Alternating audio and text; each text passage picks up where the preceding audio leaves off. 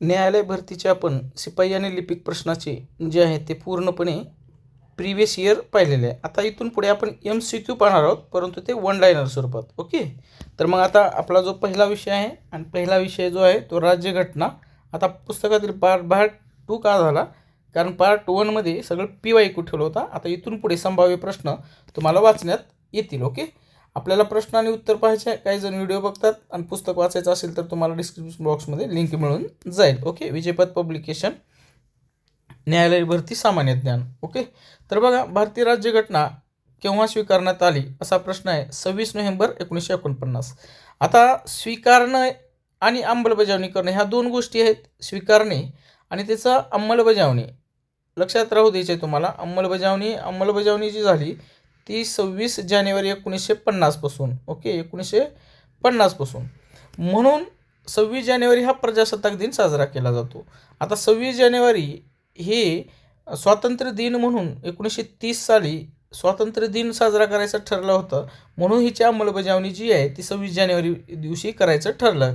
कारण ज्या दिवशी स्वीकृत केलं लगेच दुसऱ्या दिवशी अंमलबजावणी करताही येऊ शकली असती, परंतु त्या दिवसाचं महत्त्व असावं या अनुषंगाने 26 जानेवारी 1950 पासून जे त्याचं राज्यघटनेची अंमलबजावणी झाली. आणि त्याचा परिणाम म्हणजे काय झालं, त्या दिवसापासून आपण भारत देश जो आहे तो प्रजासत्ताक झाला. म्हणून 26 जानेवारी आपण राष्ट्रीय सण म्हणून साजरा करतो. भारताच्या घटना समितीचे अध्यक्ष कोण होते, तर डॉक्टर राजेंद्र प्रसाद. डॉक्टर राजेंद्र प्रसाद हे भारताचे पहिले राष्ट्रपती देखील होते. पुढे कोणत्या कायद्याने भारतात सांप्रदायिक मतदारांची ओळख करून दिली, तर भारतीय परिषद कायदा 1909 नुसार करून दिलेली आहे. भारतीय राज्यघटना संविधान केव्हा अंमलात आले, बघा परत एकदा 26 जानेवारी 1950. भारताच्या घटना किंवा संविधानाच्या मसुदा समितीचे अध्यक्ष कोण होते, तर डॉक्टर बाबासाहेब आंबेडकर. रिपीटेड प्रश्न आहे आणि हे चुकलं नाही पाहिजे. ओके, आता तुमच्यासाठी एक प्रश्न आहे. डॉक्टर बाबासाहेब आंबेडकर यांना भारतरत्न पुरस्कार केव्हा मिळाला? ओके, हे तुमच्यासाठी प्रश्न आहे. कृपया याचं उत्तर तुम्ही कमेंट बॉक्समध्ये द्यावं. मूळ संविधानामध्ये किती कलमे होती, तर मूळ संविधानामध्ये 395 कलमे होती. ॲक्च्युली आता पण जे आहे ना आकडा 395चा आहे. जर ॲड होत असती कलमं तर त्याच्यामध्ये जसं मूलभूत कर्तव्याच्या संदर्भात किंवा मूलभूत हक्कामध्ये 21A ॲड वगैरे झालं, शिक्षणाच्या संदर्भात घटना दुरुस्ती करून ॲड होत असतात.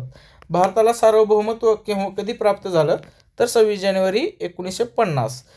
सार्वभौमत्व प्राप्त होणं किंवा भारत प्रजासत्ताक होणं हे दोन्ही एकच आहेत, परंतु प्रश्नाचं स्वरूप वाक्यरचना वेगळी आहे. त्यामुळे तुम्हाला हे प्रश्न आपण मुद्दाम तिथे दिलेला आहे.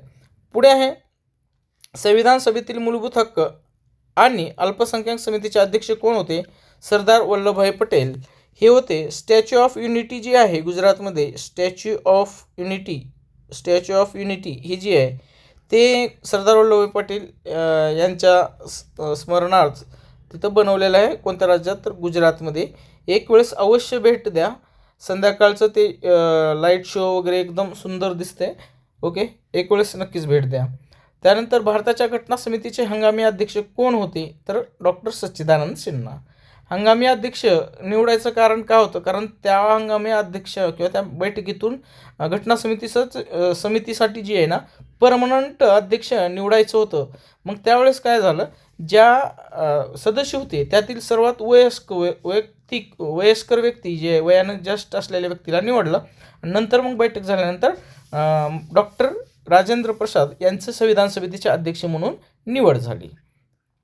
पुढे भारताच्या घटना समितीचे पहिले अधिवेशन बघा 9 डिसेंबर 1946 रोजी दिल्ली येथे भरले होते. या पहिल्या अधिवेशनाचे अध्यक्षपद कुणी भूषवले होते, डॉक्टर सच्चिदानंद सिन्हा. ओके, म्हणजे बघा प्रश्न कसा वेगळ्या पद्धतीने विचारला जातो, त्या अनुषंगानं मी ही अशी वाक्यरचना तुम्हाला तिथं मुद्दाम दिलेली आहे. या प्रश्नातून तुम्हाला 2 प्रश्न उत्तर होऊ शकतात. एक, भारतीय घटना समितीचे पहिले अधिवेशन कोठे झाले, तर नवी दिल्ली येथे झालं. आणि पहिले अधिवेशन केव्हा पार पडले, तर 9 डिसेंबर 1946ला. ओके, आता राष्ट्रगीत गाण्यास किती वेळ लागतो, तर 52 सेकंद. आता केंद्र शासनानं एक परिपत्रक काढले किंवा मंत्रिमंडळ निर्णय घेतलेला आहे की कुठल्याही राष्ट्रीय कार्यक्रमामध्ये जसं जनगणना हे केलं जातं, वाजवलं जातं, त्यापूर्वी 4 कडव्यांचे राष्ट्रगीत ही जी आहे ते पण म्हणायचं आहे. मला आता एक्झॅक्ट वेळ सांगता येत नाही. माझ्या मते 3 मिनिट किती सेकंद आहे, त्यामुळे मी नंतर तुम्हाला उत्तर सांगतो. किंवा तुम्हाला जर वंदे मातरम 4 कडव्यांचं किती वेळाचं आहे हे माहीत असेल तर कृपया कमेंट बॉक्समध्ये सांगा, जेणेकरून मलाही माहीत होईल. ॲक्च्युली मी उद्याच्या व्हिडिओमध्ये ते कव्हर करूनच घेईल. परंतु आता हा देखील एक महत्त्वाचा प्रश्न आहे. वंदे मातरम या गीताला 150 वर्ष पूर्ण झालेले आहेत, हे पण तुम्हाला लक्षात ठेवायचं आहे. पुढे भारतीय राज्यघटना समितीचे घटनात्मक सल्लागार कोण होते, तर BN राव होते. आणि याच्यावर रिपीटेड प्रश्न आहे, हे तुम्हाला नाव लक्षात ठेवायचे आहेत. ओके. भारतीय घटनेचे किंवा संविधानाचे शिल्पकार असं कोणाला म्हटलं जातं, तर भारतरत्न डॉक्टर बाबासाहेब आंबेडकर यांना. ओके. 26 जानेवारी हा दिवस काय म्हणून साजरा केला जातो, तर आपण प्रजासत्ताक दिन म्हणून साजरा केला जातो. प्रश्नाचं स्वरूप, प्रश्नाची मांडणी, ही सगळ्या गोष्टी तुम्हाला माहिती असणं आवश्यक आहे. पुढे कोणता दिवस हा प्रजासत्ताक दिन म्हणून साजरा केला जातो, तर 26 जानेवारी. भारत देश हा प्रजासत्ताक कधी झाला, तर 26 जानेवारी 1950 या साली.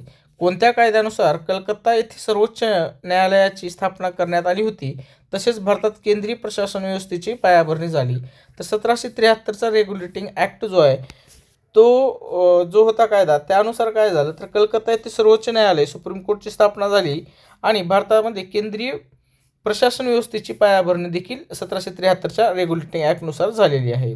केंद्राकडून राज्यांना निर्देश देण्याची कल्पना आपल्या घटनाकारांनी कोणाकडून घेतलेली आहे किंवा कोणत्या कायद्याकडून घेतलेले आहे, तर 1935चा भारत सरकार कायद्याकडून घेतलेले.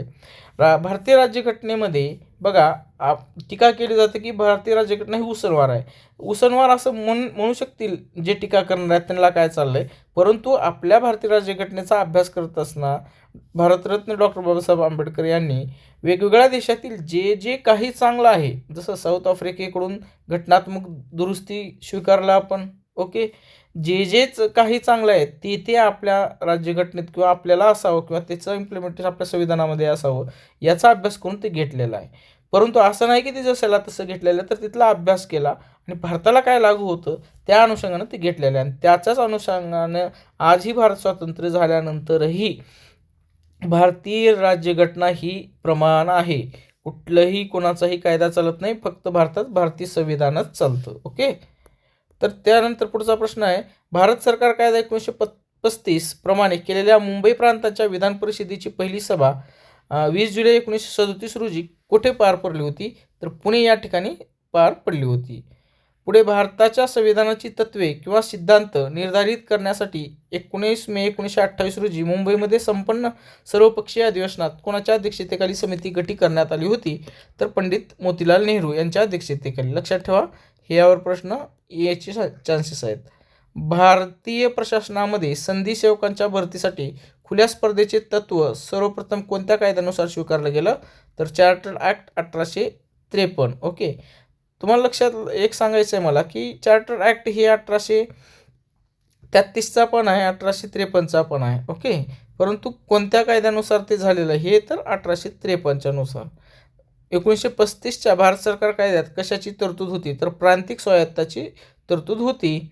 ब्रिटिश काळात स्वतंत्र निर्वाचन आयोगाची तरतूद कोणत्या सुधारणा कायद्यात होती, तर 1909च्या मॉर्लमेंट सुधारणा कायद्यात ती होती. संविधान सभेच्या मसुदा समितीचे अध्यक्ष सन्माननीय डॉक्टर भारतरत्न बाबासाहेब आंबेडकर यांची निवड डॅश डॅश या दिवशी झाली, तर 29 ऑगस्ट 1947. म्हणजे मसुदा समितीचे अध्यक्ष म्हणून यांची निवड या तारखेला झालेली आहे. लक्षात ठेवा, हा प्रश्न येईलच, म्हणजे येतोच आलेलेच आहेत. भारतीय संविधान सभेतील मूलभूत हक्कांच्या उपसमितीचे अध्यक्ष कोण होते, तर JB कृपलानी हे होते. 11 डिसेंबर 1946 रोजी भारतीय घटना समितीचे अध्यक्ष म्हणून कोणाची निवड झाली, तर डॉक्टर राजेंद्र प्रसाद. ओके. 11 डिसेंबर 1946 या दिवशी त्यांची निवड झाली.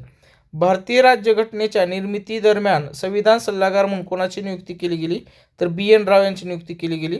त्यानंतर संविधान सभेतील मूलभूत हक्क आणि अल्पसंख्याक समितीचे अध्यक्ष कोण होते, तर सरदार वल्लभभाई पटेल. हे रिपीटेड प्रश्न. पुढे भारतीय राज्यघटना तयार करण्यासाठी भारतीय घटना समितीची एकूण अधिवेशने किती झाली, तर 11 झाली. 9 डिसेंबर 1940 रोजी नवी दिल्लीमध्ये कॉन्स्टिट्यूशन हॉलमध्ये घटना समितीची पहिलं बैठक भरली होती. त्या हॉलला डॅश डॅश म्हणतात. काय म्हणतात, पार्लमेंट हाऊसचा सेंट्रल हॉल असं म्हटलं जातं. भारतीय राज्यघटना कायदा आणि न्याय मंत्रालयाशी संबंधित डॅश डॅश कडून प्रकाशित केली जाते. वैधानिक विभाग किंवा कायदेशीर विभाग. नागरिकत्व, निवडणुका, तात्पुरती संसद या संदर्भातील राज्यघटनेतील तरतुदी केव्हापासून अंमलात आल्या? तर 26 नोव्हेंबर 1949 पासून. भारत जे आहे 26 जानेवारीपासून प्रजासत्ताक झाला, ओके, 1950 पासून.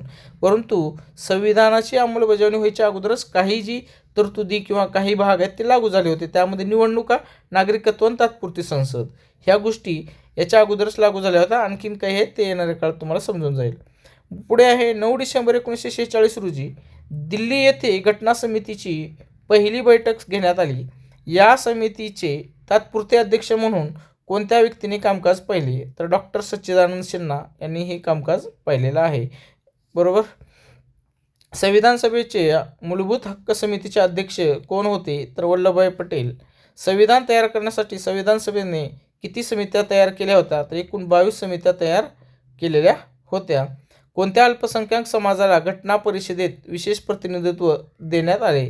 तर शीख समाजाला म्हणजे जे आहे ते विशेष देण्यात आलं. भारतीय संविधान तयार करणारी संविधान सभा डॅश डॅश निर्माण झाली? 1946च्या कॅबिनेट मिशन योजनेनुसार, ओके. त्यानंतर भारताच्या घटना समितीचे पहिले अधिवेशन केव्हा झाले? तर ते 9 डिसेंबर 1946. वाक्यरचना बदलून तुम्हाला परत ते प्रश्न देतोय. पहिल्या बैठकीच्या वेळी घटना समितीचे उपाध्यक्ष कोणाला मनोनीत करण्यात आले किंवा कोणाला नेमण्यात आले? तर फ्रँक अँथनी यांना नेमण्यात आलेले आहे, ओके. आता या व्हिडिओतील दुसरा जो भाग आहे तो म्हणजे राष्ट्रध्वज, राष्ट्रगीत यावर आपण येणाऱ्या काळामध्ये किंवा उद्या तुम्हाला हा व्हिडिओ अपलोड केलेला दिसेल. Thanks for watching this video.